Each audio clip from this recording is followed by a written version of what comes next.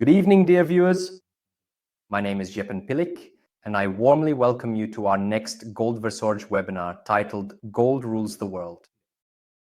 First of all, I would like to thank you for your great interest. The repeated record highs in the gold price are also breaking our own viewer records. Thank you very much for that. As the title already suggests, today everything revolves around gold. In a time when the financial system is increasingly under pressure and being battered by inflation, gold is more important than ever. Today, we will shed light on the dangers of the fiat money system and why you should now turn to gold to protect yourself from the risks of inflation and economic crises.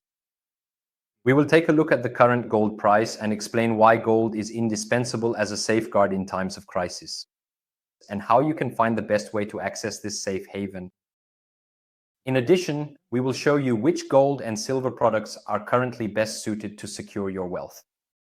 Our experts will explain why, despite reaching an all-time high, the gold price is still considered massively undervalued and which factors indicate further potential. As usual, I have once again invited our team of experts today to comment on the topics just mentioned. And because the topic is so important, we have a new face in our webinar series today. But for many viewers, he is already a familiar figure.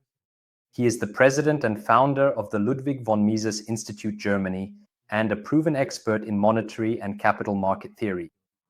Professor Dr. Thorsten Polleit. Good evening. Thank you very much, Mr. Pellick, for the invitation, and have a nice evening, everyone. Our next expert for a change is not joining us from sunny Dubai as usual, but is visiting us live here in Vienna today. He is a real audience favorite, the chief economist of Goldvorsorge, president of the Gold Standard Institute, and a prominent figure in the world of precious metals. Thomas Bachheimer, good evening. Good evening, dear viewers. And I am delighted to be able to connect with the team in person again. And I'm already looking forward to this evening. Yes, a true master of his craft in this field, high security storage and large client services. For many of our viewers and clients, he is simply indispensable. Even though twice as many clients acquired a storage facility last month and he is more than just fully booked, he still managed to join us and has made time for us today. Mr. Christian Trinker, good evening. A wonderful good evening from Vienna. It's a pleasure. Best regards to the whole wide world.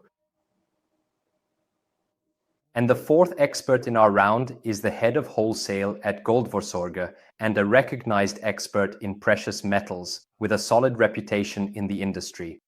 His market analyses are precise, his expertise is impressive. Please join me in welcoming Mr. Nikola Dragoljevich. Good evening. Good evening. Hello, dear viewers. A very good evening from my side as well. I'm already looking forward to the evening. Yes, with these four experts, we're in for a jam-packed session today, full of expertise and exciting content. Nevertheless, today we are once again planning to consciously include the most popular part of the program, namely the Q&A session. Please send us your questions throughout the entire webinar using the private chat function. As usual, you can find it at the top right of your screen, smartphone or tablet.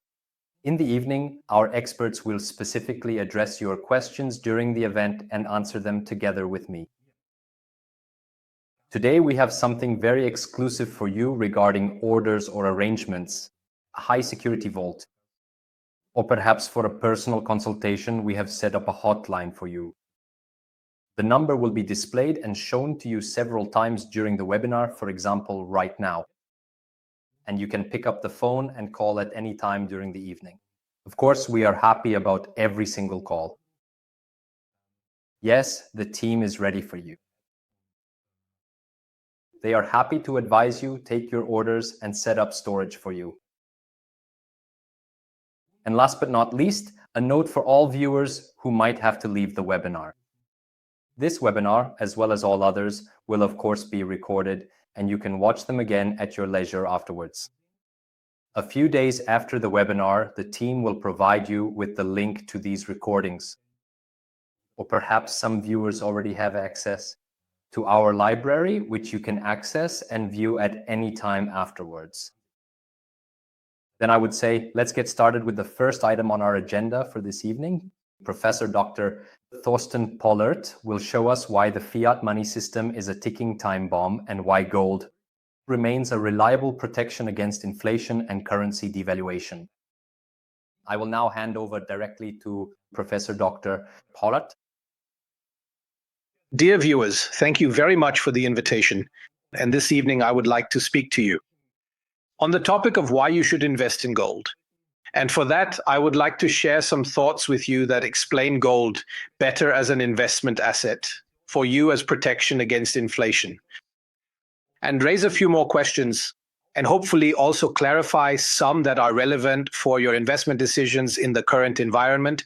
I would like to begin with the headline, From Gold to Fiat Money, or rather the first point of the outline. We all know that today we use what is called fiat money. Whether it's US dollars, euros, British pounds, Swiss francs, Japanese yen, or Chinese renminbi, these are all types of so-called fiat money. And while this is the money we use today and probably hardly ever question anymore, it is in fact, from the perspective of monetary history, a very unusual form of money. Because real money, as monetary history shows, is gold and silver, sometimes also copper, but above all, it is gold. And you could say that gold is something like humanity's ultimate means of payment. Personally, I also like to call it the fundamental money of humanity, because in fact, over many, many thousands of years, there have always been attempts to choose a form of money to select among different candidates.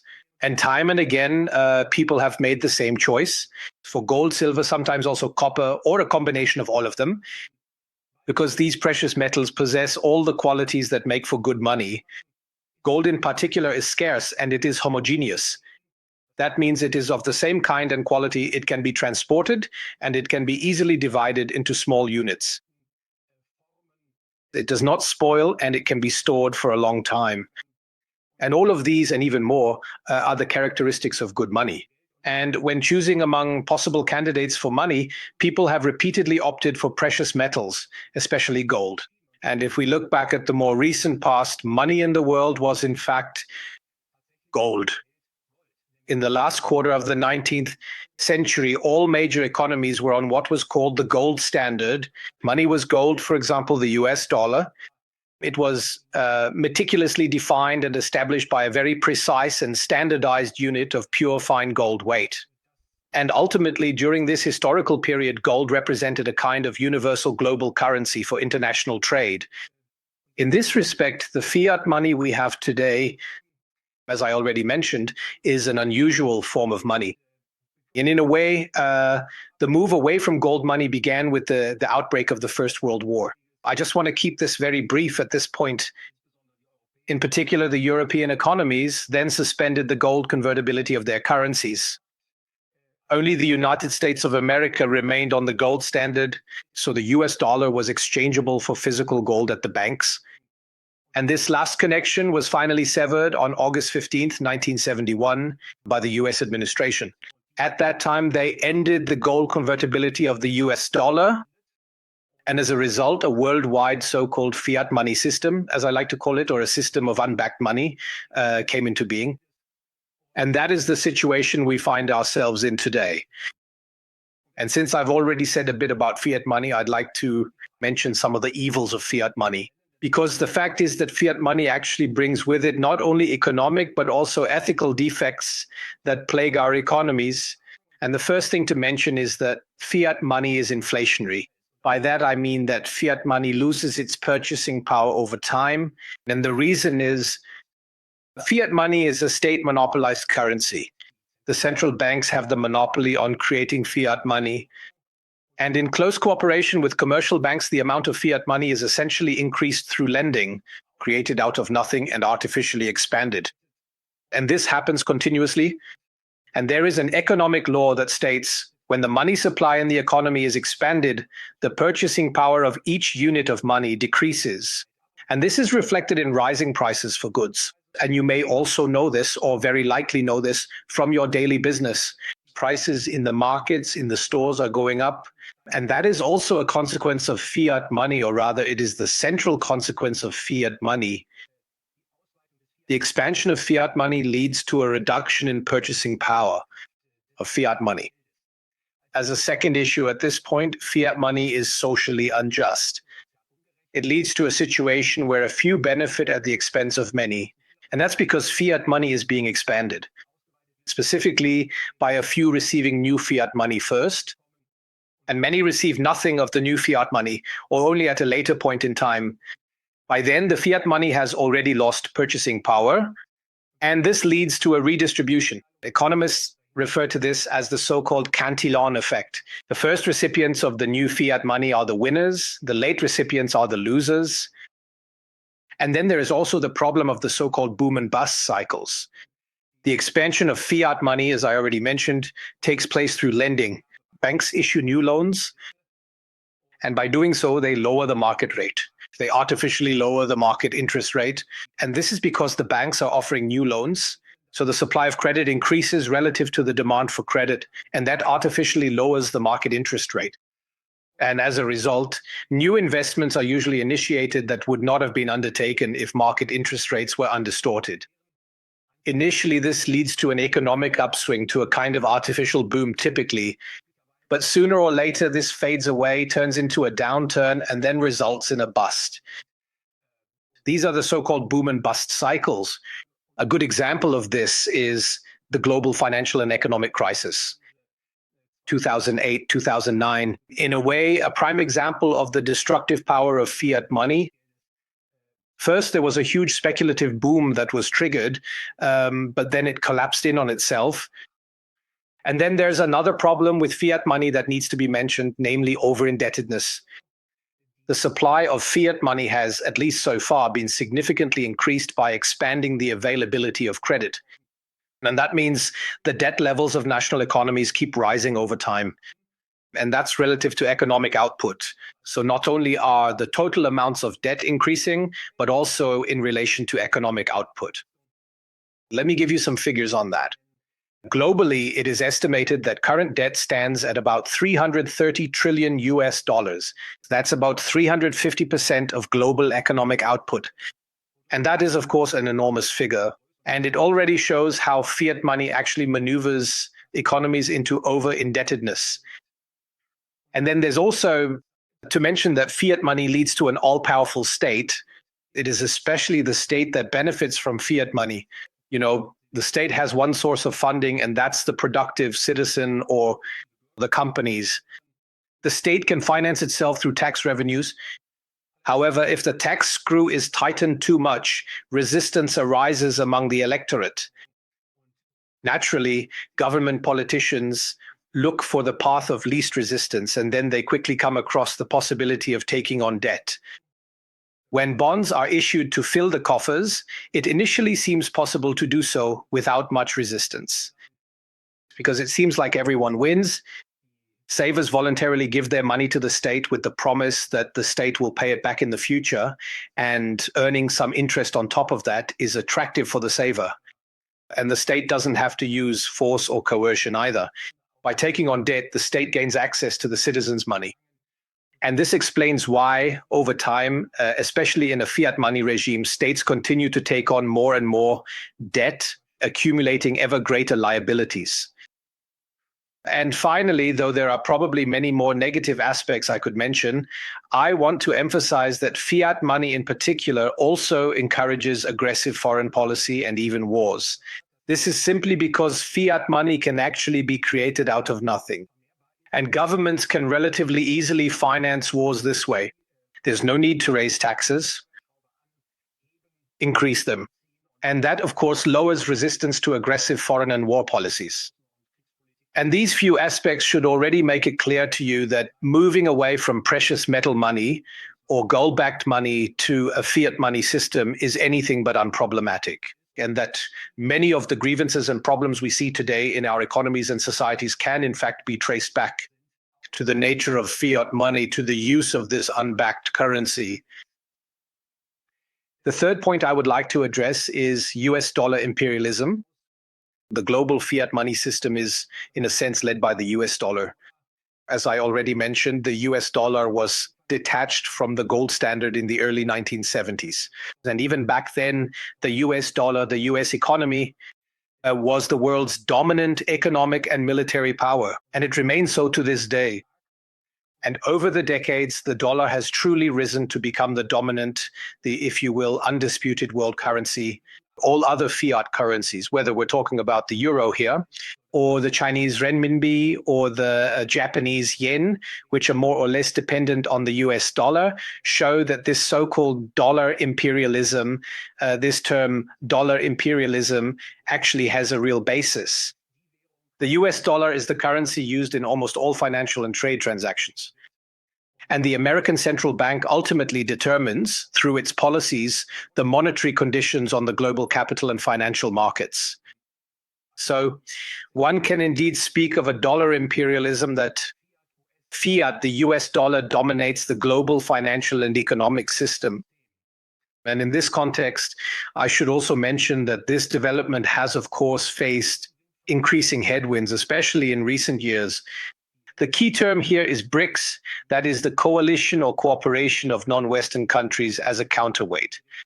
In particular to the USA or to NATO, to the Western countries. Initially, when we talk about BRICS, we're referring to Brazil, Russia, India, China, and South Africa.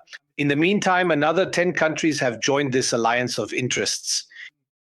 And this group of countries, let me call them BRICS Plus, now represents about 40% of the world's population. And taken together, this group of states has an economic power that is currently roughly equal to that of the United States. And in the past, there has especially been talk about the creation of a new trade currency.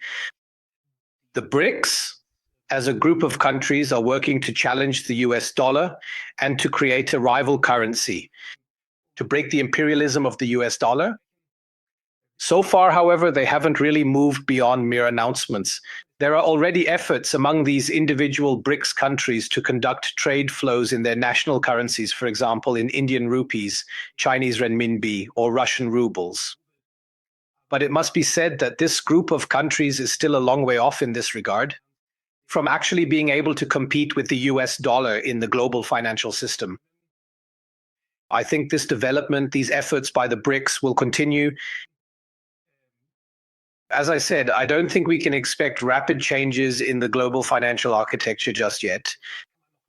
Certainly, the freezing of Russian currency reserves by the West has intensified this process, because many non-Western countries have realized that if you don't dance to Washington's tune, your savings can be taken away from you, which is exactly what has now happened to the Russians.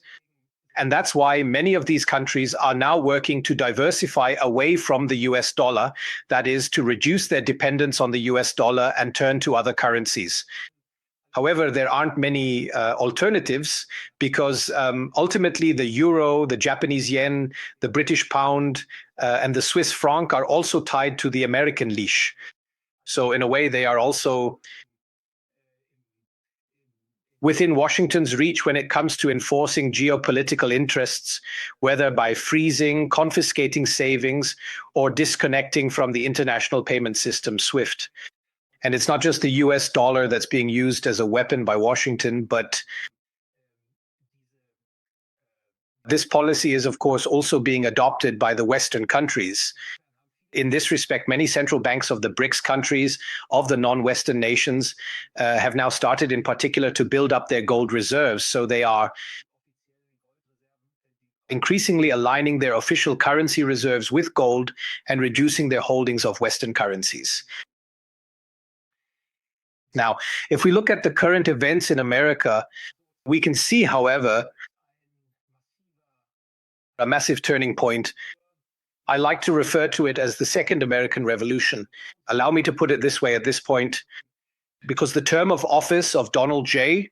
Trump is not just a change from a Democratic to the next Republican administration. There is, in my view, much more behind it. In a sense, it is a Second American Revolution. Why do I say that? Well, I think the American administration is now focused on pushing back the oversized US state, on making it smaller. For example, there is the Doge initiative, which is led by Elon Musk. The aim is to reduce inefficient government spending, to expose mismanagement and corruption, and to inform the public that their tax money is not being used in their best interest. And of course, that especially creates a willingness among the population to accept the reduction of the state. In other words, the deep state in America is being targeted.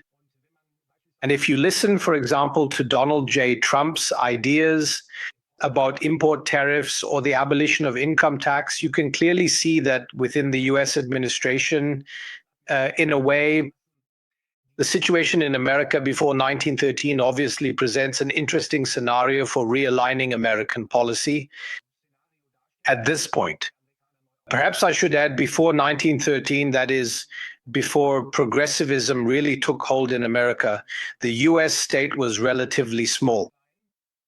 There was no US central bank, and there was also no income tax. The central government in Washington had only very limited financial resources. Its funding essentially came only from fees and import tariffs. Its financial volume amounted to about 3% of national income, making it very, very small. That was a time when individual freedom in America was very great. And it was also a time when the Industrial Revolution was able to unfold. Toward the end of the 19th century, as I already mentioned, progressivism emerged. The idea that the state needed to expand. And the progressives actually managed, toward the end of 1913, to establish a US central bank. And the US president at the time, Woodrow Wilson, also signed the corresponding law. And in a cloak and dagger operation, so to speak, the Americans ended up with a central bank that they actually never wanted. There was a strong counter movement and opposition to a central banking system like the one known in Europe.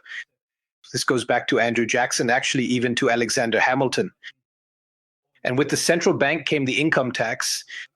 And from 1913 onward, as can be clearly shown with data, the state kept growing relative to national income. There were more and more laws, and individual freedom, civil liberties were increasingly pushed back. And I think the Trump administration, if my interpretation is correct, is now triggering a second American revolution. And the intention, generally speaking, is to shrink the state. And then, of course, the question also arises in this context: what will happen to the US central bank?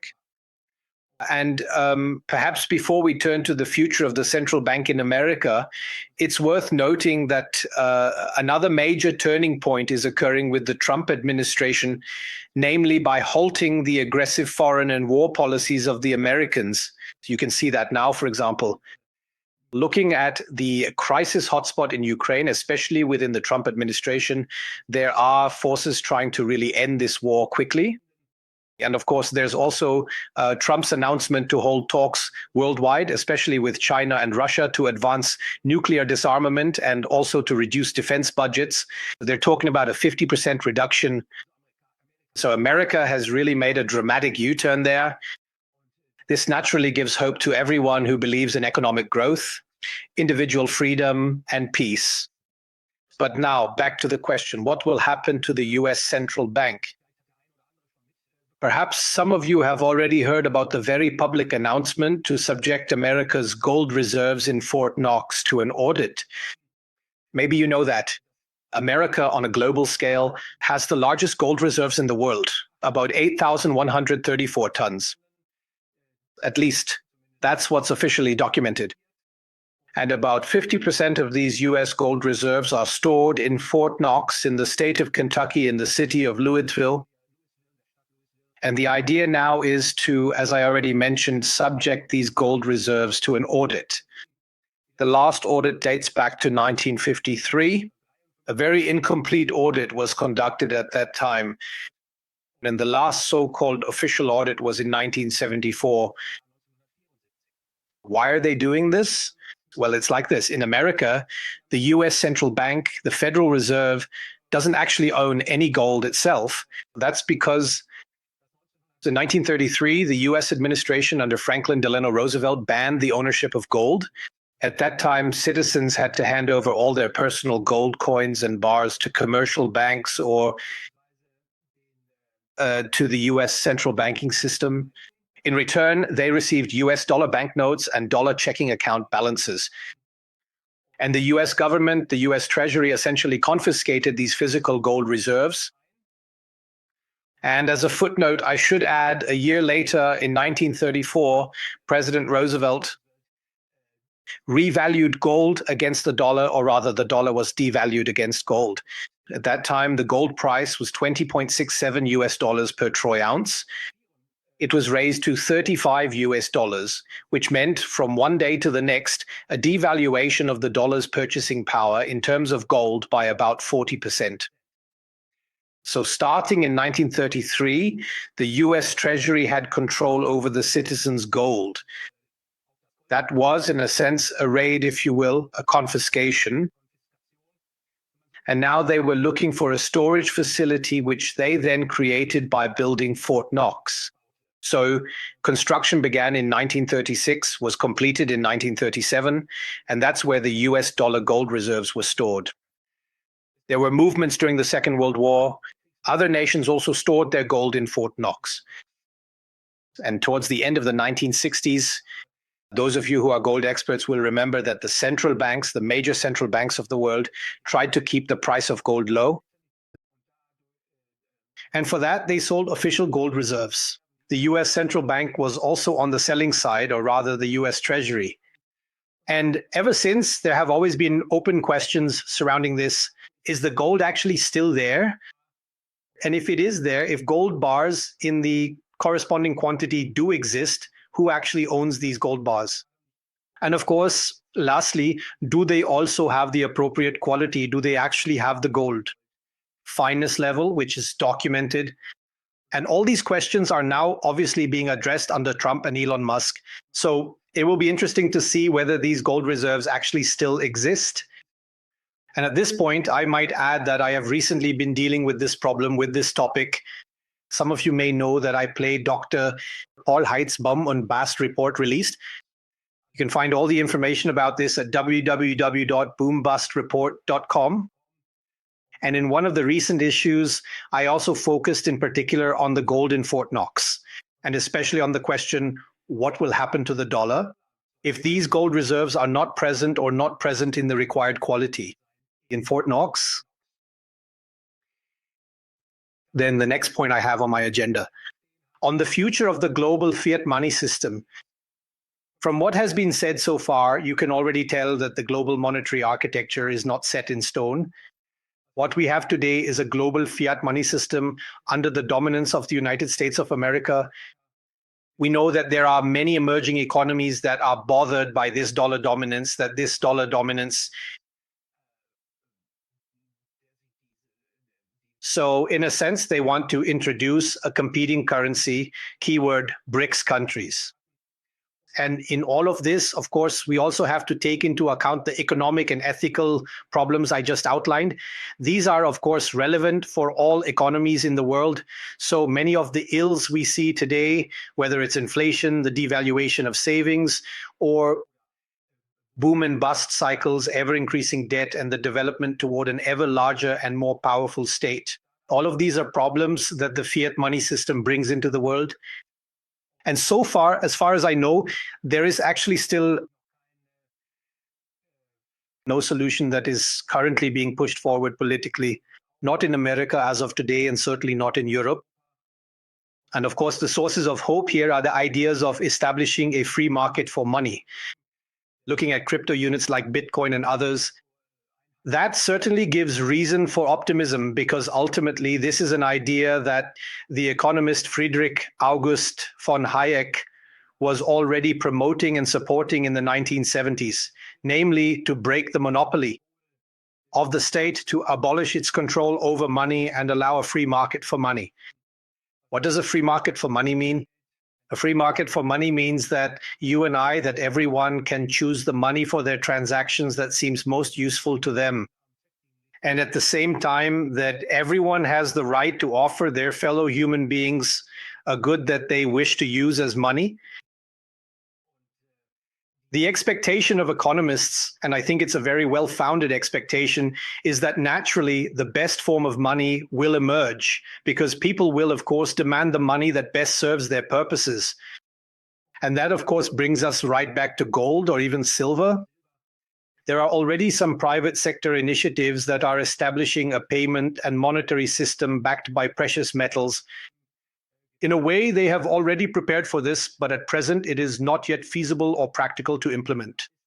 This is mainly because there are still tax and regulatory hurdles that impair the competitiveness of alternative money compared to fiat money. Let me give you an example. For instance, in Germany, there is a capital gains tax on gold and silver. So if you buy gold and sell it again at a profit within a year, then this profit is subject to differential taxation. And that naturally makes the use of gold and or silver less attractive than using the euro in everyday payment transactions. In addition, inflation is still not at a level that would lead to a real flight from the currency. The threshold has certainly not yet been crossed. But at this point, I just want to say that such developments are already waiting in the wings. Basically, all it takes is a pilot project in one country. Proof that such a precious metal-backed payment system works excellently for everyone involved is enough to attract the corresponding demand. In the United States of America, this is something I should add here. There are already initiatives to make gold and silver more attractive.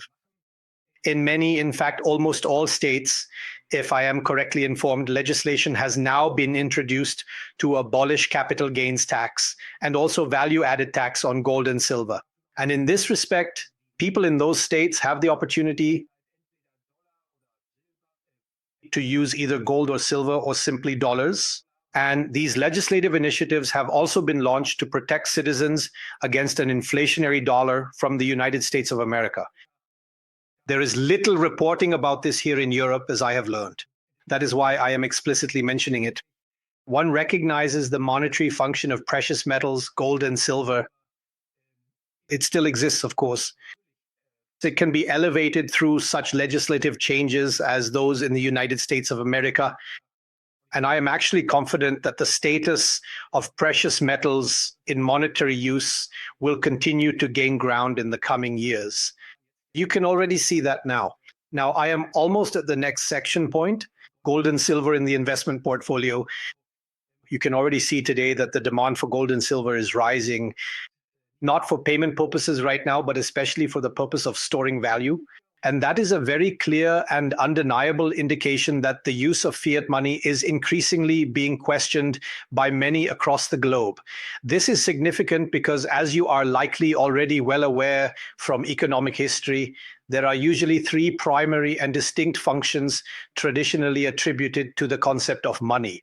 First, the transaction function, the unit of account function, and the store of value function. And when a currency falls into a crisis of confidence, it is especially the store of value component of money that suffers first. In other words, people are increasingly unwilling to entrust their savings to this money. And you can see that gold and silver have steadily risen in preference among many investors over the past few years. As I have already reported, many non-Western central banks have increasingly recognized, or I should say have come to recognize again, that gold is indeed a secure store of value. Or rather, I would add that gold is ultimately the fundamental money of humanity. It is a form of money whose purchasing power cannot be altered by political arbitrariness, meaning it cannot be inflated. So in this respect, it's not surprising, given the problems with fiat money, that we've witnessed this remarkable rise of gold and also silver in recent years. Gold and silver in the investment portfolio. When I talk to investors, there are very different perspectives regarding gold. There are investors for whom gold and silver are simply commodities. So in a way, it's on the same level as oil, wheat, and other so-called commodities. Then there are sophisticated financial investors who view gold as a primary asset class, putting it on an equal footing alongside real estate, stocks, and bonds. And then there is a distinct category of global investors, which I personally belong to as well, who recognize gold as a fundamental form of money. Gold as a competitor to the US dollar, to the euro, and to other fiat currencies around the world. So gold money in that sense as the fundamental money of humanity. And I also think that's a reasonable perspective. Anyone who structures their investment portfolio or their savings should, in my opinion, in any case, hold a portion of their funds, their savings in the currency, hold gold and silver. So keep a share of the portfolio in gold and silver. Personally, I especially prefer holding physical assets. Nowadays there are many options available. Gold ETFs, gold certificates. I like to call that paper gold. Perhaps at another time we can go into more detail about why I come to this conclusion. But ultimately, in the end, it really comes down to being able to have access to physical gold if the investor is concerned that fiat money is continuously losing purchasing power. If you are concerned that major shocks may threaten the international financial system and you want to make sure you have physical access to your gold holdings, then it makes sense to actually keep gold bars and gold coins, preferably outside the banking system. There are, again, many different storage options for that. But what's important is to truly understand gold as the fundamental money of humanity, as a medium that neither politics nor central banks can devalue. And, if you look at the long history of currencies, you see that people have always tried to use paper money. And every attempt has always failed. And I think that's how it will be again with today's fiat money system. Although at universities, in schools, and in public discourse, it's conveyed that the euro and the US dollar in their current forms are essentially the ultimate solution, the final word in wisdom. But that's simply not the case. Currency history gives a very clear answer to that. Fiat money inevitably creates problems. It is inflationary. And in this respect, I also consider the loss of purchasing power of fiat money to be a central issue, if not the major problem. And against this background, I think investors are truly well advised to hold at least part of their wealth in physical gold, that is, in bars and coins, and not to rely on so-called paper money products. And with that, dear viewers, I have reached the end of my remarks. I hope that this spotlight on some hopefully interesting aspects concerning the gold market was something I was able to touch on and conclude. Finally, I would, of course, like to end my presentation with a look at the future price development. Perhaps some of you have noticed the gold price has reached a historic value now at about $3,000 per troy ounce, also when calculated in euros, Japanese yen, and Swiss francs. Gold has now reached a record price. The background is almost self-explanatory. The growing doubts about the value of fiat money, I believe, are central here. I believe there are still good reasons to continue holding gold. Of course, sharp rises in precious metal prices are often accompanied by some pullbacks. But in such cases, the investors should not be intimidated. I think it still makes sense to hold on to gold. And even those who do not yet own any gold are, in my opinion, still well advised to continue building up and expanding their gold reserves. At this point, I would like to once again sincerely thank you for your attention. I would also like to thank Goldvorsorge and, of course, Thomas Bachheimer, who made it possible for me to present these thoughts to you today. Thank you for your attention. Thank you very much for the fascinating insights, Mr. Polleit, and have a pleasant evening. Yes, gold plays a crucial role in protecting against inflation and economic uncertainty. One gold product is especially popular with our customers because it combines several key advantages. Let's take a look at it together.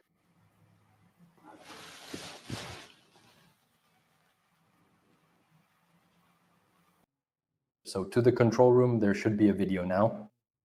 Let's see if the control room can still manage it. Well, then I would say let's... You have the best connection to your precious metals with GVS High Security Storage. I'll show you how to make your first deposit. Today, we're choosing our most popular storage location, which is Dubai. First, we click on the flag and select the Dubai web shop. With the silver kangaroo, we're choosing the best seller among our storage customers. A quantity of 250 pieces corresponds to a sealed box. To continue, click on the box. Click on the shopping cart and accept the terms and conditions. Now log in with your customer account. If you don't have one yet, you can create one down here in just a few clicks. After logging in, your information will be automatically transferred from your account. Now you just need to select the storage option and the storage standard tube. And finally, complete your order down here. Afterwards, you will receive an email with the payment instructions. Once your payment has been received, you will get your storage contract with your personal storage number. With this, you can conveniently and easily deposit and withdraw items at any time around the clock. And this is possible worldwide.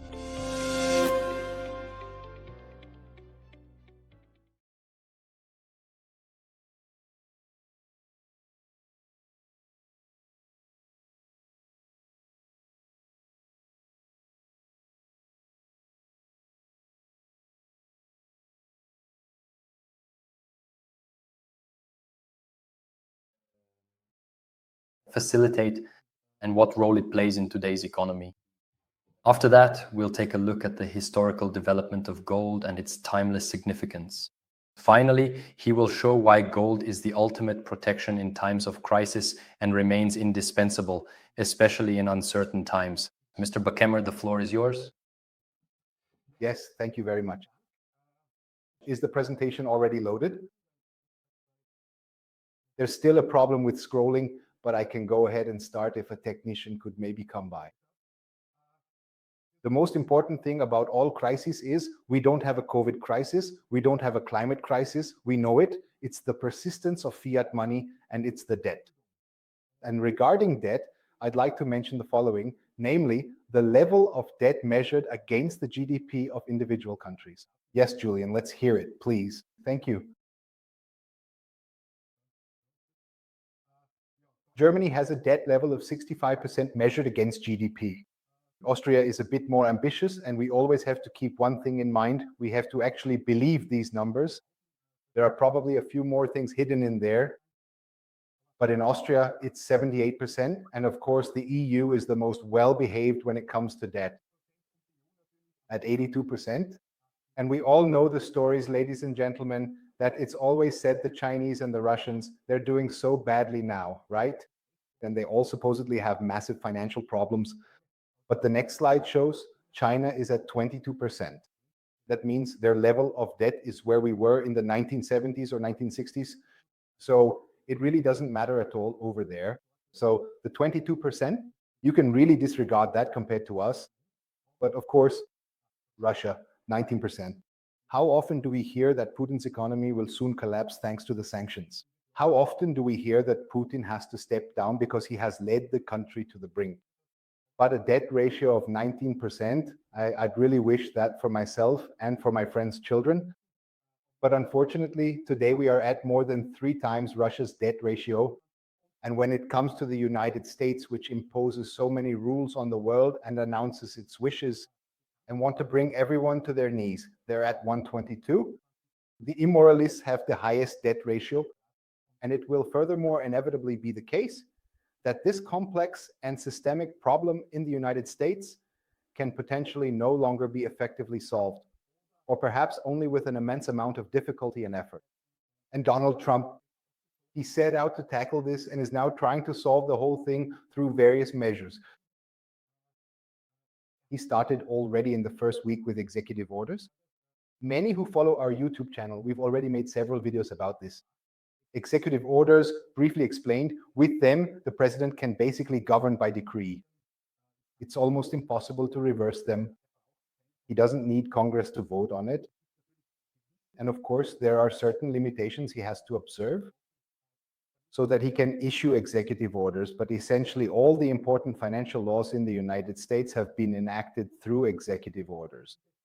I recall Roosevelt's gold ban, which was Executive Order 5102. Furthermore, we have the most famous one, namely the 11,110, which was issued by John F. Kennedy in the first week of July 1963.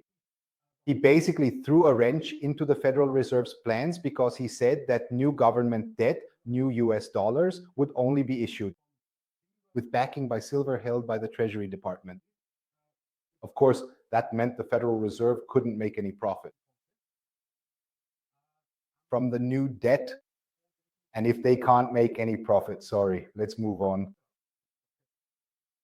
If the Federal Reserve can't make any profit, then of course it's not happy and gets grumpy.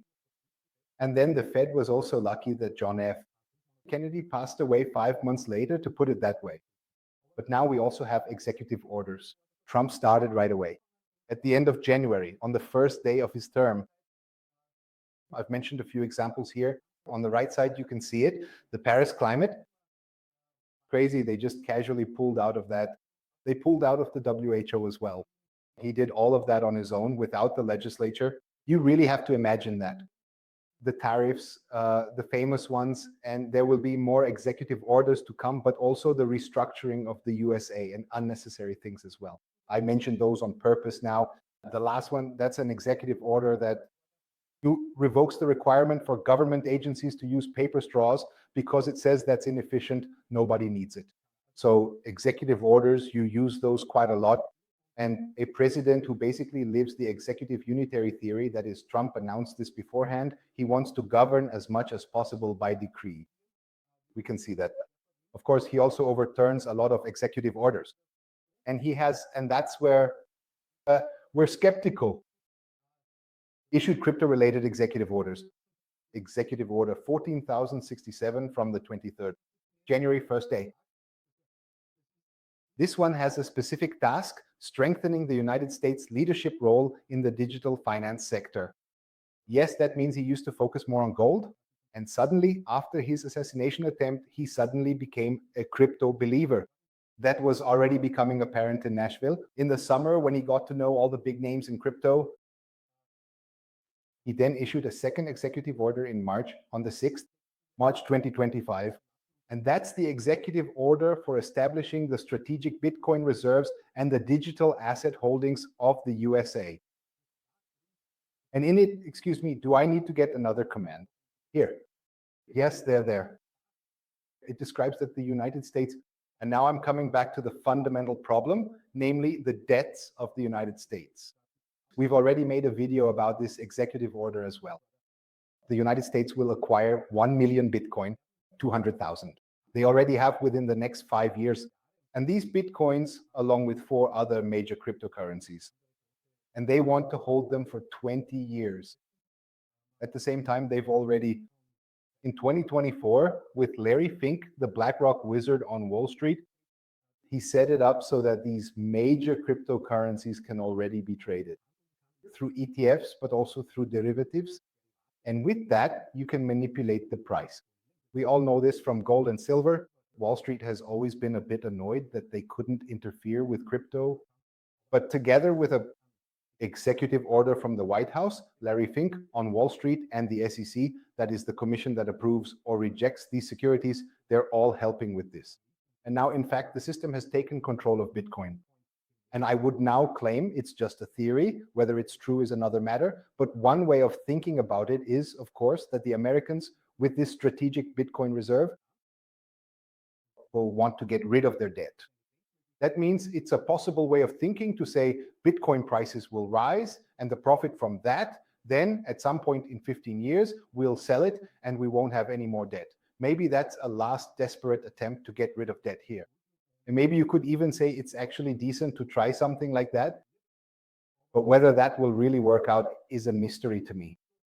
But it's getting a bit crazier, to be honest. Here we see a bottle of whiskey and Bitcoin and gold lying on the table. And the whiskey bottle has the name of another bottle. Actually, that's a congressman who used to be an American football player. His name is Bo Hines, and he's been appointed by the White House to deal with all this crypto madness that's going on now.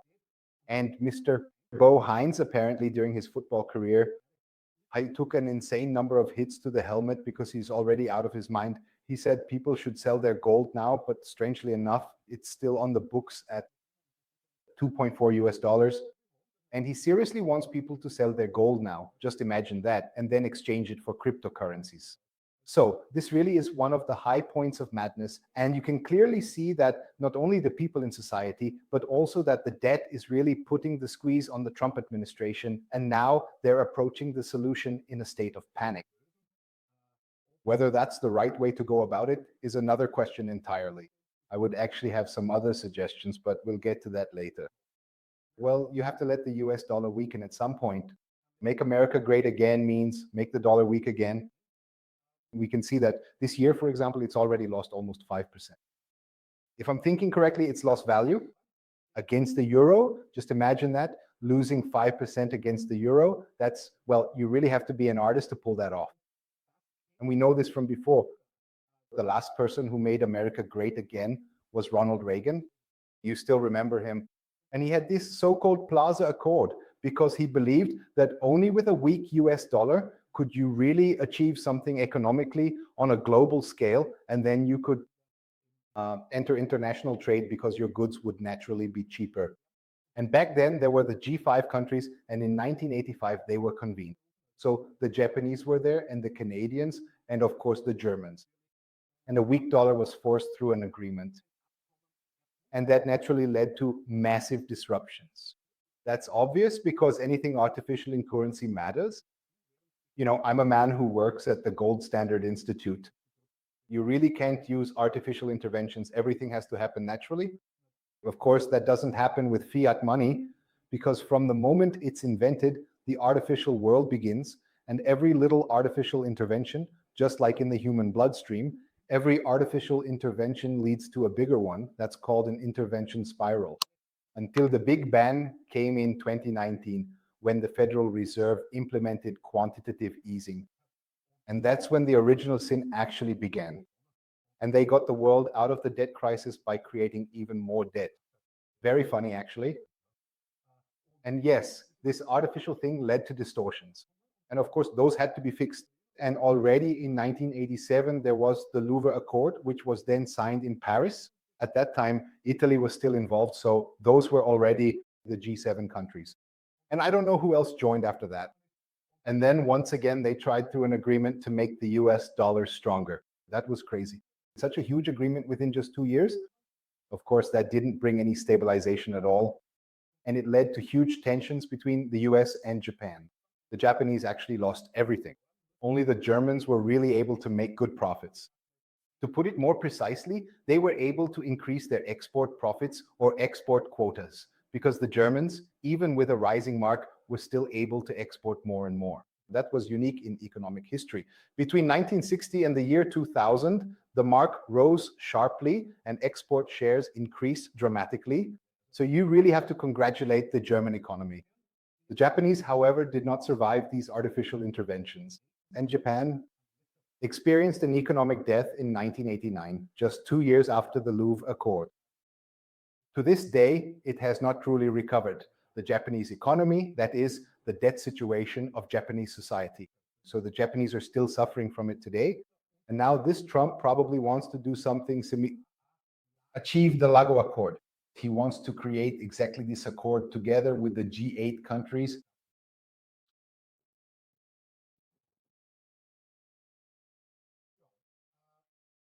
Here again, the US national debt in a sketch. As you can see, under Richard Nixon, things were still decent. It was below 40%. With Ronald Reagan, things already started to pick up a bit, and with Bill Clinton as well. He obviously had better things to do in the Oval Office than to rack up national debt. He was actually the more decent one among the presidents. While Bush, well, that's clear. But Barack Obama, of course, was also more so in his first term. But there was also the global financial crisis, as we all know. And he was quite heavily involved in increasing the debt. And as for Biden, well, with Trump, it was clear it was the COVID crisis. And for Biden, it wasn't hard in just a few years to slow down the measured debt to GDP ratio a bit. It's obvious after such enormous debt like during COVID, it's easy for me to play the hero. But in any case, we're at 122%. And once again, those are the big alarm bells. And the Donald Trump administration clearly seems to have a strategy planned here. You all know 9/11, but 9/18, that was the 18th September last year, ladies and gentlemen. That was when we got a glimpse of what was going on at the Federal Reserve. Because at that time, without any economic necessity, they lowered interest rates with a double cut. And here I have this chart showing what these interest payments would have looked like up until December 24, without any manipulation of interest rates, and how they would have looked if rates had only been lowered by 150 basis points over time. But with the double cut, they were able to avert a bigger catastrophe, because coming to terms with the past in the United States now costs an enormous amount of money. Here I have the budget of the United States, the largest expenditure items. That's 1.5 trillion for social welfare and healthcare. But if you add Medicaid and Medicare together, you see that's the third and fifth items, then I arrive at social welfare and healthcare. But you have to separate those. These are social insurances and those for seniors and the disabled, and then the regular local healthcare matters. And if you break down these numbers, then the interest payments on the national debt are the highest expenditure. This budget item in the United States even exceeds the defense budget. And we all know that the USA has the largest defense budget in the world, the 26th, from the second largest to the 25th largest. The states ranked from second to 25th together spend as much on the military as the United States does alone. And now just imagine, the interest payments are even higher than the defense budget. And that happened last year. It was in the summer when the interest budget overtook defense. And that's a huge step. I still remember 4 years ago, interest payments surpassed education spending. And back then I already wrote on Pachema.com, yes, the Americans are now spending more on the past than on the future. But now it's really the case that if you consider everything, all boundaries have been broken and the Americans no longer know how things will go on. Because if we had natural interest rates, we would probably soon be spending 2 trillion. And at some point, the interest payments can no longer be made. And that's why you can basically speak of a state bankruptcy.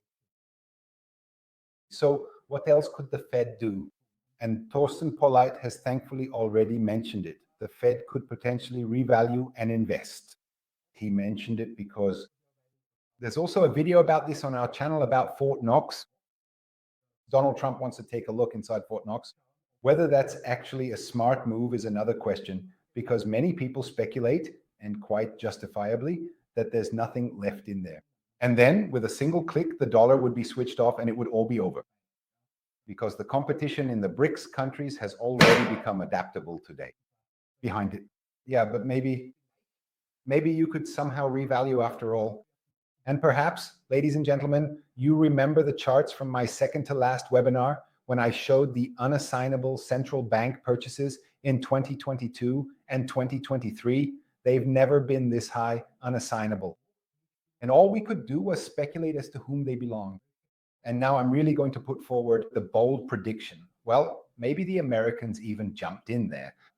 But they're simply not assignable, because otherwise the official 8,133 tons would have increased, but that's not the case. And now, so to speak, they're making significant purchases so that when the time comes, what's urgently needed is there.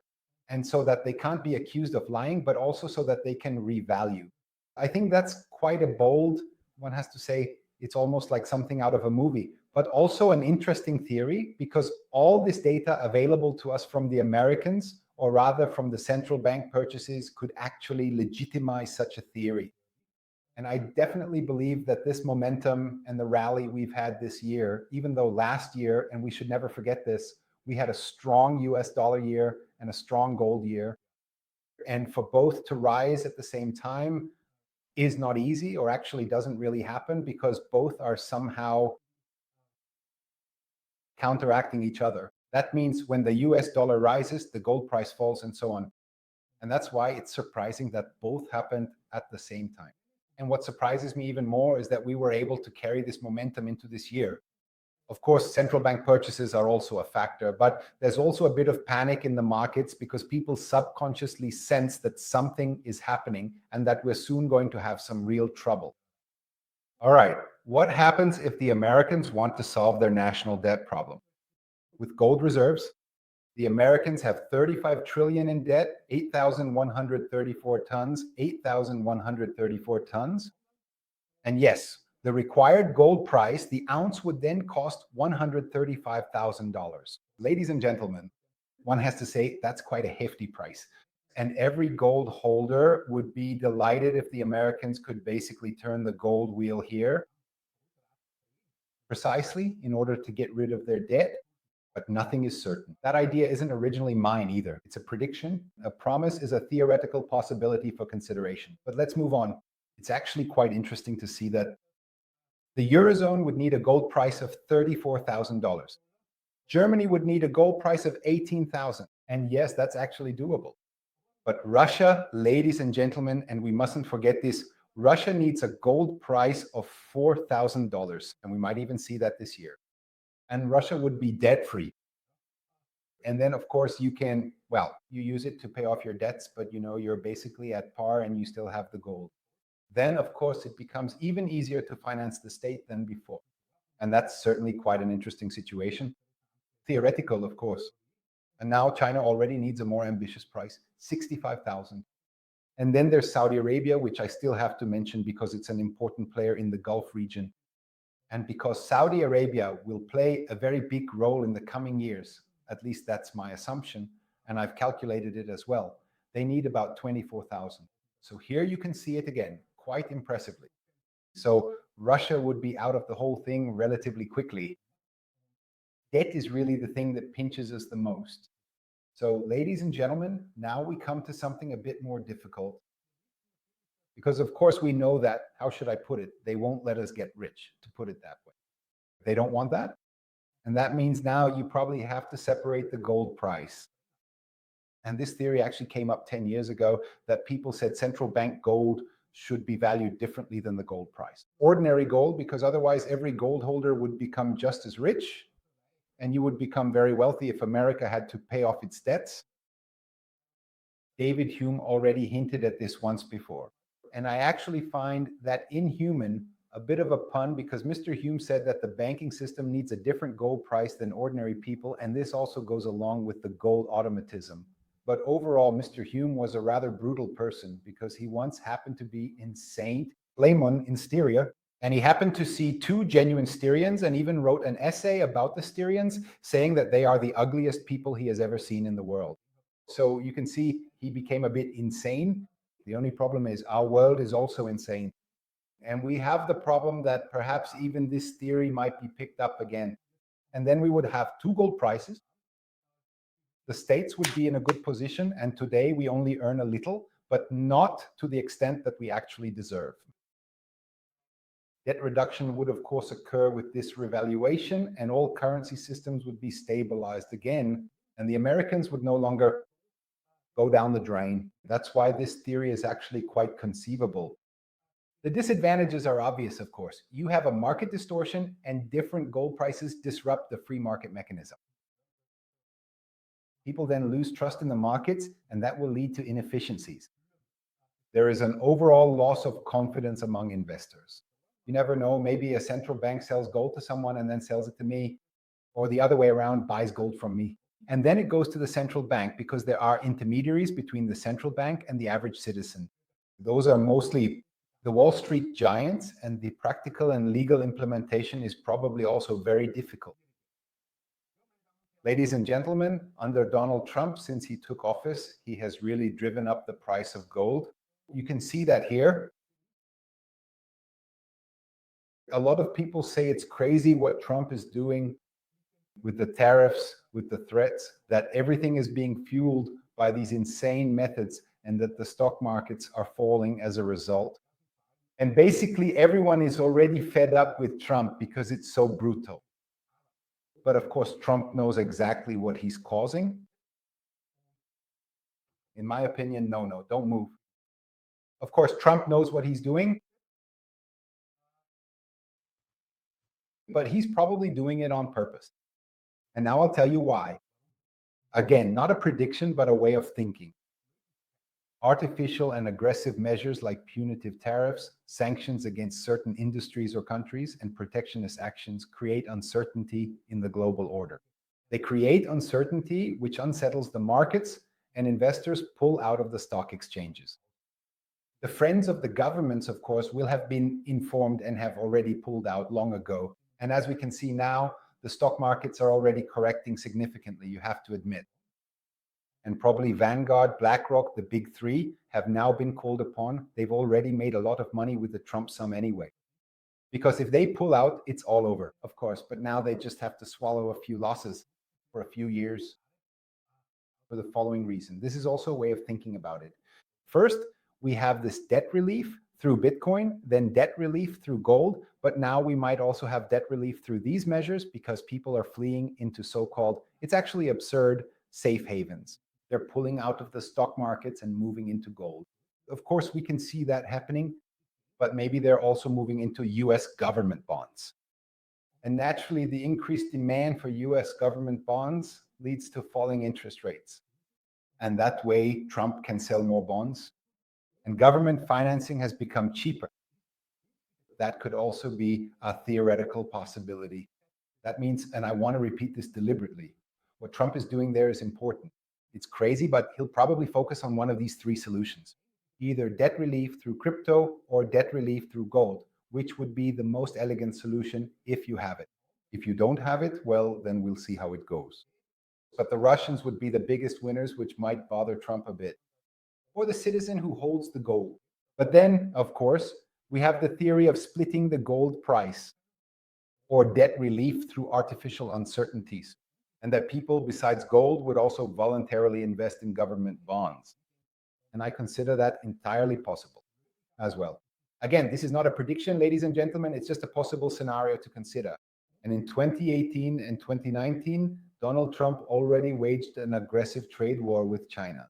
You surely remember, and there were many stock market corrections in New York and Germany at that time. During certain phases of these corrections, billions flowed into US treasuries. And a true gold expert also knows that the 7-year base in the gold price between 2011 and 2018 ended in December 2018. Because at that point, more money started flowing back into the gold market, ladies and gentlemen. And we should not overlook that. And such crises, so Trump has already played this game once before and did not win, but he did manage to ease the pain. And yes, I definitely wouldn't rule out that possibility of thought right now. And now we come to what are probably the most interesting slides of the day, ladies and gentlemen. Here you see a coin. And this is, in fact, we have an Austrian coin here. Once again, thanks to Julian, but also to Lucas, who have taken on the role of artists here. I give them some simple suggestions and they implement them in a much more beautiful way, or even more impressive than I could have imagined. I really liked it a lot, but there's also a piece of news that most people in Europe aren't really aware of yet. And that's what happened in March 2025, ladies and gentlemen. That's when Utah passed the Transactional Gold Act. And this not only allows the holding and saving of precious metals, but also their active use in daily payments. The goal is to give citizens the freedom of choice when it comes to saving, investing, and also paying. I hope people pay with silver and not with gold, because otherwise only the seller of the products will be happy, because then he gets gold. And the Republican representative, Ken Ivory, who introduced the law, put it very provocatively. I may quote, "The dollar used to be money. Today it is only currency." And the difference is huge. Currency is a government-mandated medium of exchange. Money is a store of value backed by trust, scarcity, and the preservation of value. So he probably also read Thorsten Polleit or Bachheimer.com. The historical context: America always had money backed by precious metals, which was really cut off only since 1971, as has often been mentioned. I don't think I need to repeat that. But now let's get to the legal basis. This is actually a very interesting matter, and very few people know about it. In America, in Article 1 of the US Constitution, Section 10, it says, "No state shall make anything but gold and silver coin a tender in payment of debts." Ladies and gentlemen, that's insane, because in reality, since 1971, the gold-based monetary system in America has not been constitutional. And now, of course, it's easy if you say, for example, in Utah, yes, we're allowing it again now. That doesn't mean you're against the law now, but rather that you're actually back in line with the law. And that's why it worked relatively smoothly. And the governor of Utah also signed the law. So it's valid now as well. But that's not all. Jim, as we would say in infomercials, because we actually have 25 US states that have reintroduced similar legislative initiatives. This even includes very liberal states like New Hampshire and North Carolina. And now hold on, California also has such a legislative initiative. And if things click or if common sense prevails again, then we'll see. In half a year, in a year, we'll see that in America, gold and silver will once again be endowed with real monetary functions. This time, it's also being established at the state law level. And so we are, once again, I would almost say casually and inconspicuously moving toward a gold standard, ladies and gentlemen. That's why silver in particular is very relevant, as Christian mentioned earlier, because central banks are currently hardly buying any silver. And with the current price increases, silver is still not an important asset except in industry. It also doesn't play a role yet for private investors. But it must be said that it will play a very significant role in the future because industry is also expanding and digitalization is advancing. We already have a silver deficit now. That's why it's all the more important for private investors to buy silver now, while it is still significantly undervalued. I believe we currently still have a gold-silver ratio of 1:90, which means now is a very good opportunity to buy and set some aside. But you should do all this with Christian and the high security storage. That way, you also save on VAT, remain flexible, and are protected in the event of a crisis because we organize everything for you and notify you in good time.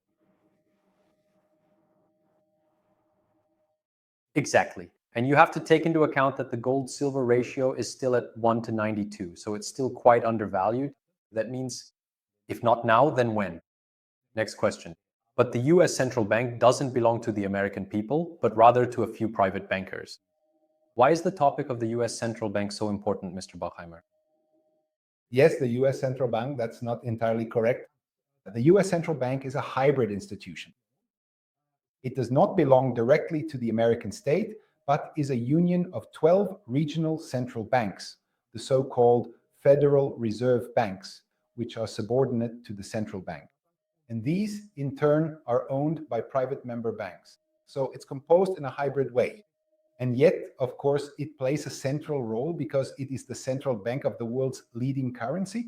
And I should also mention BIFTEC was founded in 1913 through the Federal Reserve Act. And this was not an executive order where a president just decreed something, but rather it was voted on in Congress. So it did go through a democratic vote. Of course, probably everyone on the left and right of the banking system was bribed so that it would go through that way. But it is the world's leading currency, and that's why the Federal Reserve is so important. One thing to note, founded in 1913, my grandfather was born in 1905, and he said that never in his wildest dreams, even during the war, would he have imagined that the Americans would have the world's leading currency. As Europeans, people thought much more of the French or the English, but he said we were all just amazed that suddenly the Americans, because money was so far removed from us and really didn't play any significant role. And it was only after the war, through the economies in the post-war period, that the Americans came to play such a major role. Somewhere, private ownership shares are part of a very important institution. And when the Federal Reserve sneezes, the whole world catches a cold, as the saying goes. Thomas, even if I risk being called crazy once again, you just mentioned 1913. The biggest opponents of the founding of the Federal Reserve died in a shipwreck in 1912. Some people might know the story. That was the Titanic. Coincidence? I'm not going to say anything about that.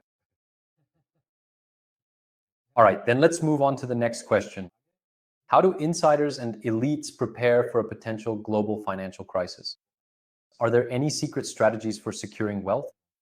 We already had a similar question from Mr. Draguljevic, please. Yes? Well, in my opinion, no. There is no secret strategy. Rather, the elites simply like to throw so-called smoke grenades, as I would put it, so that the public is distracted. And it's exactly these insiders who then buy up all the gold on the market so that they're protected, because gold has survived every crisis. And why the elite? Secret strategy. That's exactly why we do these webinars, to highlight the importance of commodities. And most importantly, through this, we want to make you an insider too, part of the elite. As mentioned earlier, it's easiest with gold and silver since no specialized knowledge is required. And that's exactly why we do these webinars. But there is no secret strategy. So for you as well, dear viewers, it's really simple. You don't need a strategy. Just give us a call and it's all very easy. That's how simple it is to secure your future and your freedom. Just contact Thomas, Christian, or myself, and we will develop your strategy. Thank you. I already have the next question, which is very similar and fits the topic. To what extent should we expect the gold price to fall if the financial system collapses and perhaps quite a few people, out of necessity, have to sell their gold? Yes. We've actually covered this topic before under a different title in one of our webinars, namely Gold in a Recession. And normally when such a shock occurs, you would think the gold price has to skyrocket now. That's what I thought in 2008 and 2009 as well. But then we saw that the gold price over a period, I don't remember exactly, maybe 3 to 6 months, corrected massively during that time. So even today, I would expect that it could very well drop back down to $2,600. But that's not really a problem because that's just due to panic and the liquidity shock. Because gold is the most liquid good on the planet, meaning it's the most liquid asset there is. That's also why pimps always wore gold chains, because they could get the same value for them anywhere. From my childhood, from those terrible movies, but I would say I experienced the liquidity shock for about 3 to 6 months. And then, of course, comes the second phase.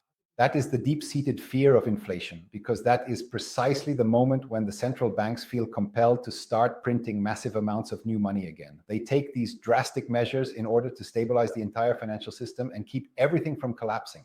And then, following that period of volatility, there is a significant and necessary reorientation of the global markets and individual investment strategies. If that happens, which we expect, then the new system will certainly start with gold, because nothing else inspires trust. And that's the only thing that doesn't carry any debt. And that's why they'll start with gold, and then of course it's off to the races. But you do need to buckle up a bit. It will correct by a few $100s, but then things will really take off. Thank you. And from my side as well, at the beginning of the coronavirus pandemic, you could observe this phenomenon where there was a brief sell-off and prices dropped. But shortly after, we all know where things went. Next question, do you know of a way to bring precious metals anonymously to Dubai? Perhaps a question for Mr. Trinker and Mr. Bachheim. Yes, if I may start. Actually, the question should be asked a bit differently. Do you recommend it, yes or no? So I am very clear on this. Absolutely do not do it. Don't do it. And the reason is you have the money, taxed money, and you use it to buy gold. And if then, for example, you actually bring it anonymously to Dubai, and if someone then finds out that it came in anonymously, you are making yourself liable to prosecution. Completely unnecessarily, in fact. Because if you already have taxed money, why would you want to do that? It doesn't do you any good. You want to use the gold as well. At some point, you might want to buy yourself a nice car or something else. And where does the money come from then? That's the next question. Because whether we like it or not, we all live within a system. That's simply part of our lives, and there's no need to make things unnecessarily difficult for yourself. To put yourself in a corner somewhere, into a kind of illegality. Because if you're asked when you sell it and you can't prove where it came from, even though you actually could, but they've set it up so that it's anonymous, you're making yourself look suspicious for no reason at all. And if you bury it and only dig it up again in 100 years, there's still no need to make it anonymous, not even then. It just doesn't make any sense. Well, with that, I'd like to say goodbye to you. Best regards from Vienna and good night. Good night, warm greetings to the wide world.